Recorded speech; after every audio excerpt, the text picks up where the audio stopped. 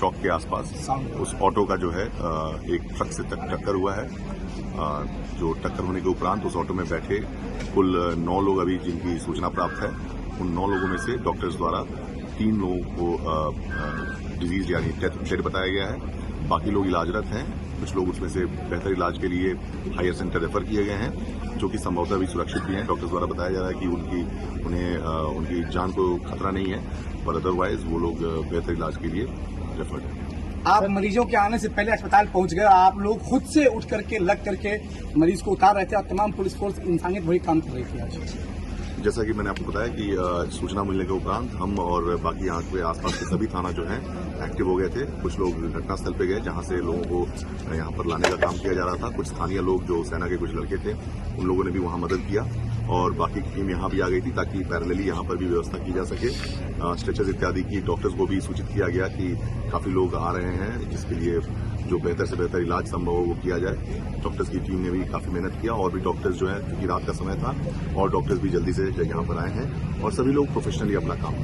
Sir, दुर्घटना कैसे हुई, कुछ जानकारी मिली है?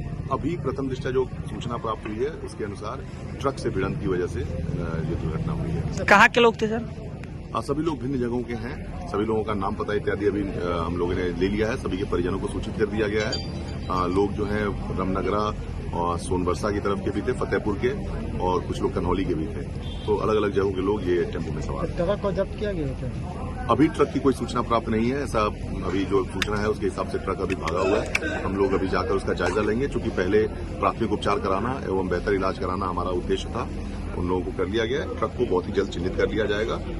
आसपास के इलाके में सीसीटीवी फुटेज इत्यादि भी लगी हुई हैं। उन सभी को खंगाल कर हम लोग ट्रक को चिन्हित कर लेंगे और ड्राइवर को जो कानूनी प्रक्रिया है उसके तहत उसके विरुद्ध कार्रवाई की जाएगी। जिन लड़कों ने मदद की वक्त रहते हुए यहाँ पहुंचा दिया, उनके लिए कोई? बिल्कुल, हमारा जो बिहार पुलिस द्वारा 15 अगस्त एवं 26 जनवरी को गुड समैरिटन की एक अवार्ड दी जाती है हर जिला में पुलिस कप्तान एवं डिस्ट्रिक्ट मजिस्ट्रेट के द्वारा। इसी के तहत जो लोग यहाँ मदद किए हैं उन लोगों में से कुछ लोगों को हम जानते भी हैं। इम्पोर्टेंट नहीं है।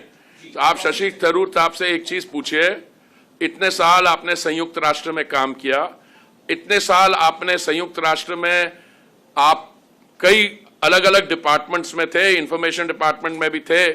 क्या आप कहेंगे कि इस मुद्दे की जो इंपॉर्टेंस है इसको आप डाउनग्रेड कर रहे हैं because Swati Maliwal is important, और डिग्निटी ऑफ वुमेन एंड महिला सशक्तिकरण, नारी शक्ति, those are no longer important? मुझे सर शशि थरूर की क्या बात है? ये एक इनकी दिल्ली की और महिला लीडर है, क्या नाम है, आतिशी मार्लिन, हाँ वो मार्क्स लेनिन मार्लिन, हाँ उन्होंने भी कहा। देखिए मैं समझता हूं, आप भावना जी जो टाइम्स नाउ की रिपोर्टर है उसकी पिटाई कर देती हैं, उनको गिरफ्तार कर देते हैं आप लुधियाना में पिछले पंजाब के चुनाव के दौरान।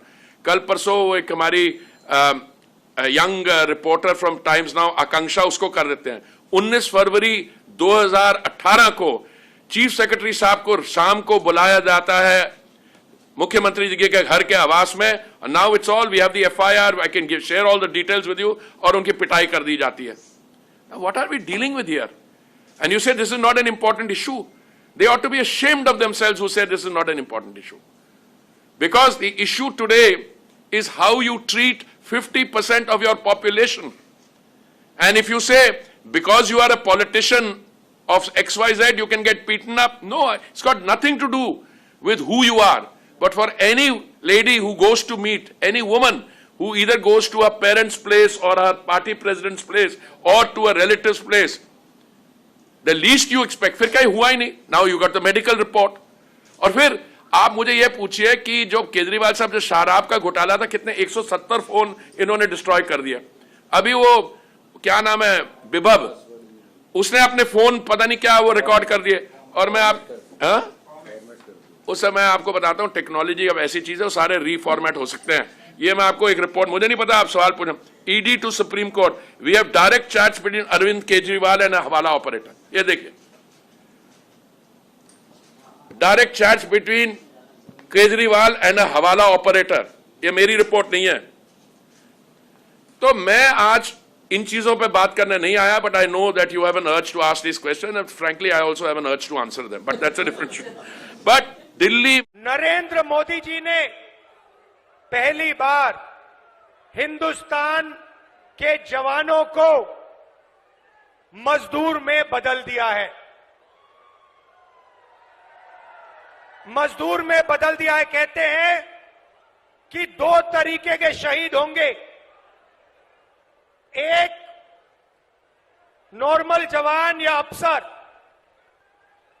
उसके परिवार को पेंशन मिलेगी, शहीद का दर्जा मिलेगा, सारी की सारी सुविधाएं मिलेंगी।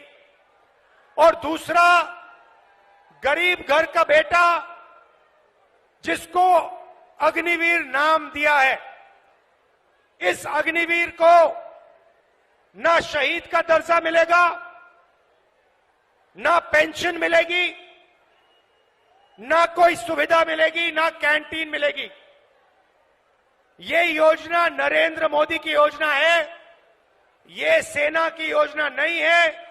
सेना इसे नहीं चाहती है, ये पीएमओ से योजना बनाई गई है। तो मैं पहली बात आपको कहना चाहता हूं, इंडिया की सरकार आएगी, अग्निवीर योजना को उठाकर हम कूड़ेदान में फेंक देंगे।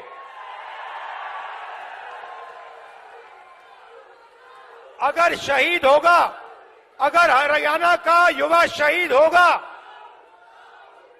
अगर हरियाणा का युवा शहीद होगा, चाहे वो कोई भी हो, एक ही तरीके के शहीद होंगे, सारी की सारी फैसिलिटीज सबको मिलेंगी, हिंदुस्तान की सरकार सबकी रक्षा करेगी, पेंशन सबके परिवारों को मिलेगी, शहीद का दर्जा सबको मिलेगा। देखिए, अगर आप नॉर्थ वेस्ट इंडिया की बात करें, अभी कंटिन्यूस काफी दिनों से जहां heat wave to severe heat wave prevail कर रही है, जिसके लिए हमने अभी रेड अलर्ट दे रखा था। और अगर आप आने वाले दिनों की बात करें, हमारा अनुमान यह है कि टेम्परेचर ग्रेजुअली वहां 2 से 3 डिग्री राइज कर जाएंगे नेक्स्ट 5 डेज में। और इसके लिए क्या है कि पंजाब, हरियाणा, राजस्थान, वेस्ट उत्तर प्रदेश और नॉर्थ एमपी, जहां पे कंटिन्यूज हमने ऑरेंज और रेड अलर्ट दे रखा है, क्योंकि हमें यही अनुमान है कि टेम्परेचर जहां पे 45, इवन कुछ प्लेसेस में 47 तक भी पहुंच सकता है। और अगर आप बाकी राज्यों की बात करें तो बाकी जगह ईस्ट इंडिया में कोई ऐसा सिग्निफिकेंट नहीं है, वहां थंडरस्टॉर्म एक्टिविटी हो रही है और उसके कारण और ईस्टर्लीज हवाएं आ रही है बे ऑफ बंगाल से, तो वहां टेम्परेचर सामान्य ही है। और स्पेसिफिकली अगर आप बात करें ईस्ट उत्तर प्रदेश, बिहार या उड़ीसा, वहां पे कोई ऐसा सच सिग्निफिकेंट चेंजेस नहीं है टेम्परेचर्स की। और इसके अलावा अगर वेदर एक्टिविटी की बात करें, मैं सैटेलाइट के माध्यम से समझाना चाहूंगा, जहां देखिए आप पूरा cloud patch south peninsular India पे फैला हुआ है। और आज ही मानसून ने थोड़ा फर्दर एडवांस भी किया है, कुछ हिस्सों में पूरा अंडमान निकोबार कवर हुआ है, इसके साथ बे का कुछ हिस्सा south west monsoon further advance हुआ है। इसके अलावा कंटिन्यूज अगर आप बात करें केरला, तमिलनाडु, साउथ इंटीरियर कर्नाटका में, वहां heavy to very heavy rainfall continues 3-4 दिन चलती रहेगी। केरला की बात करें, वहां हमने एक्सट्रीमली हैवी 20 सेंटीमीटर रेनफॉल का भी हमारा आने वाले 2 दिनों में अनुमान है। जहां पे इस समय जो हवाएं हैं, थोड़ा सा लाइट टू मॉडरेट हवाएं होने की पॉसिबिलिटी है और अभी चल भी रही है 20 से 30 किलोमीटर पर आवर्स, जहां पूरा north west India starting from Punjab, Haryana, NCR, Delhi, Uttar Pradesh में रहने का अनुमान है। वार्निंग मैंने पहले ही ब्रीफ कर दिया, हमने पंजाब, हरियाणा, राजस्थान इसमें रेड अलर्ट दे रखा है। और अगर आप नॉर्थ मध्य प्रदेश की बात करें, वहां हमने आने वाले 5 दिनों के लिए ऑरेंज अलर्ट दे रखा है हीट वेव के लिए। दिल्ली सरकार, अरविंद केजरीवाल जी की सरकार अभी भी 24 घंटे बिजली दे रही है। कहीं पर भी लोड शेडिंग नहीं है, कहीं पर भी ब्लैकआउट्स नहीं है। जिस तरह दिल्ली की पावर सप्लाई पिछले 9 साल से चलती आई है, इतनी गर्मी में भी उसी परफेक्शन के साथ दिल्ली की पावर सप्लाई चल रही। मैं आप सबको याद कराना चाहूंगी 2014 की गर्मियां, 2014 की गर्मियों में भी दिल्ली ने एक हीट वेव को देखा था। 2014 में पीक डिमांड 5,925 मेगावाट तक गई थी, लेकिन इतनी ही पावर सप्लाई इंश्योर कराने में दिल्ली में बहुत लंबे लंबे ब्लैकआउट हुए थे। 6-6, 8-8 घंटे तक बिजली गई थी। लेकिन आज 7,717 मेगावाट पीक सप्लाई पहुंचने के बाद भी दिल्ली में 24 घंटे बिजली उपलब्ध है। तो सबसे पहले तो मैं दिल्ली सरकार के पावर डिपार्टमेंट को, दिल्ली की तीनों बिजली कंपनियों और उनके काम करने वाले सभी अफसरों को बधाई देना चाहूँगी कि उनकी इस शानदार मैनेजमेंट की वजह से दिल्ली वालों को बिजली की कोई भी समस्या नहीं हो रही।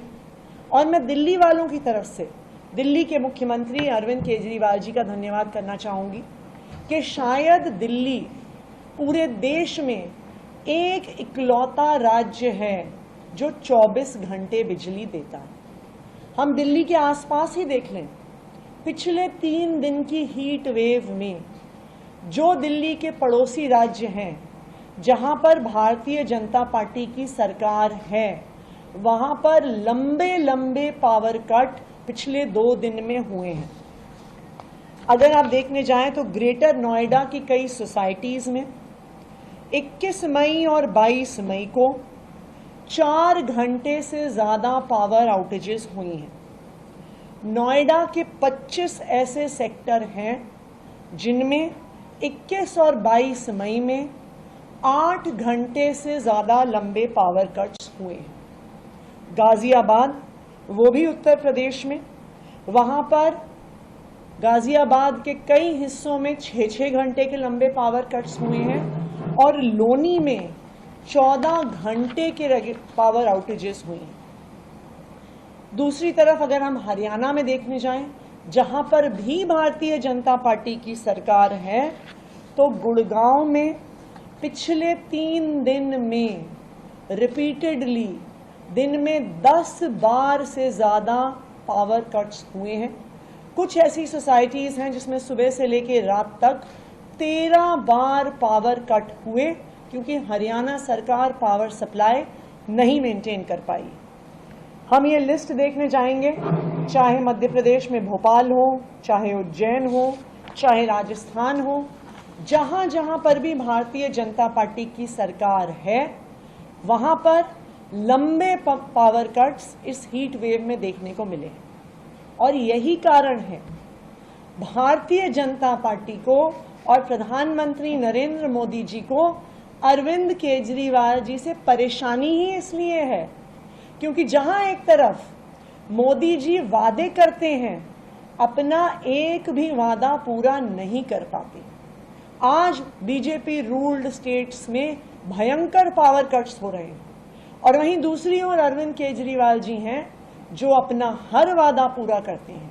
उन्होंने वादा किया था कि दिल्ली वालों को 24 घंटे बिजली देंगे और इस पीक गर्मी में, इस सिवियर हीट वेव कंडीशंस में भी दिल्ली वालों को 24 घंटे बिजली मिल रही है। हमारी जो नीतियां हैं कांग्रेस पार्टी की, वो हमेशा आपको मजबूत बनाने वाली नीतियां रही हैं। लेकिन आज जो देश में सरकार है भाजपा की, वो ठीक तरह से ना आपको पहचानती है और ना आपके लिए ठीक नीतियां बनाती है। आपने देखा होगा कि आज क्या हो रहा है देश में। आपके मुख्यमंत्री जी चुनाव से पहले ही जेल में डाल दिए जाते हैं। क्यों? फर्जी बयानों पे, फर्जी मुकदमों पे उन पे ऐसा केस डाला है जो सच हो ही नहीं सकता। फिर भी भाजपा की सरकार ने उनको जेल में डाल दिया और पूरा चुनाव आपको उनके बिना लड़ना पड़ रहा है। लेकिन एक बात है, वो शायद ठीक से आपके समाज को समझ नहीं पाए। मोदी जी ने सोचा होगा कि हेमंत सोरेन जी को जेल में डाल देंगे तो यहां चुनाव आसानी से जीत जाएंगे, यही सोचा होगा। लेकिन आपका समाज, आदिवासी शक्ति इतनी मजबूत है, आप में इतना गर्व है, आप में इतनी शक्ति है कि आज देखिए कल्पना जी हेमंत जी की लड़ाई लड़ रही हैं। शेरनी की तरह अभी आने वाली हैं। शेरनी की तरह सब मुसीबतों का सामना करते हुए वो उभर गई हैं और आगे आई हैं। आपके बीच हर जगह जाकर हेमंत जी की बात पहुंचा रही हैं और हमारे जो पूरे इंडिया गठबंधन के प्रोग्राम हैं उनके बारे में बता रही हैं। मैं उनको अपनी छोटी बहन मानती हूं और नारी शक्ति की प्रतीक मानती हूं। जब जब मैं उनको देखती हूं मुझे बहुत खुशी होती है, मुझे बहुत गर्व होता है। 400 पार अब कहाँ कह रहे हैं अब 400? हाँ, कभी कभी बोल देते हैं, मगर असल मुद्दा यह है कि पेट्रोल 100 पार हो चुका है। उत्तर प्रदेश में जहाँ से मेंबर ऑफ पार्लियामेंट प्रधानमंत्री है, यहाँ पर पेपर लीक हो जाता है, नौजवान परेशान है और प्रधानमंत्री ना मुख्यमंत्री बोलते हैं कि किसकी आत्मा की वजह से पेपर लीक हुआ है। ये नहीं बोला जाता कि प्रधानमंत्री ने विधानसभा के चुनाव में कहा था कि जो छुट्टा जानवर है उसको मैं देख लूंगा। तीसरे फेज में याद होगा आप लोगों को। अभी क्या हो रहा है देखिए, बेरोजगारी, सुनिए, महंगाई इतनी ज्यादा हो चुकी है। पीओके की बात करते हैं, 10 साल से आपने क्या किया? बड़ा बराबर लीजिए पीओके को, हम भी कह रहे हैं भारत का हिस्सा है, मगर चुनाव में आपको पीओके याद आता है। ये सब चीजें हैं जिसकी वजह से लोग परेशान हैं। 10 साल में जो उन्होंने वादे किए वो तमाम के तमाम चौपट हुए, झूठ साबित हुए। हाँ हाँ,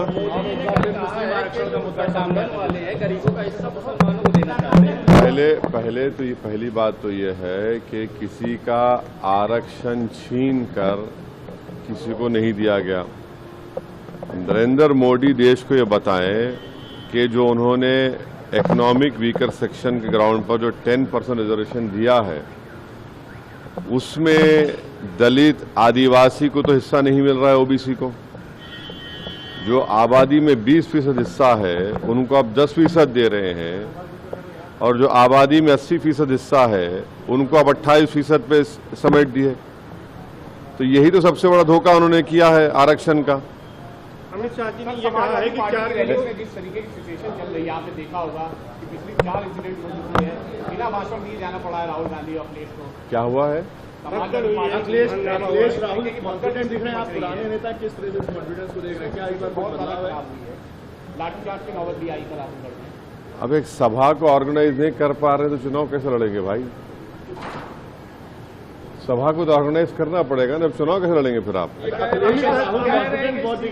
हाँ, सीए वगैरह को खत्म करने के लिए और गठबंधन जो है पार्टी में आना चाह रहा है, क्या कहेंगे? कौन कह रहे हैं? क्या कह रहे हैं? सीए को खत्म करना चाहते हैं। अरे वो तो सुप्रीम कोर्ट में केस है, हम खुद उसमें पार्टी हैं, तो सुप्रीम कोर्ट देखेगा। बस अब